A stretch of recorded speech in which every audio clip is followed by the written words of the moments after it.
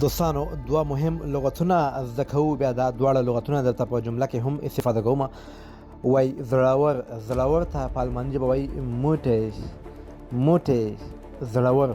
وای هغه ډیر زړور دی، هغه ډیر زړور دی، په الماني ژبه داسې وایو اس زه موټیش، اس زه موټیش، هغه ډیر زړور دی. بل ما سره دا وای ډارن، بزدل، په الماني ژبه وایو فایګه، فایګه دارن. وای هغه ډیر بزدل یا دارن دی، په الماني ژبه داسې وایو اس سو فایګه، اس سو فایګ.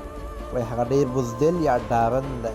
دوستانو که مونږ وای هغه وفادار دی، هغه وفادار یا ایماندار دی، په الماني ژبه دا جمله څنګه وایو؟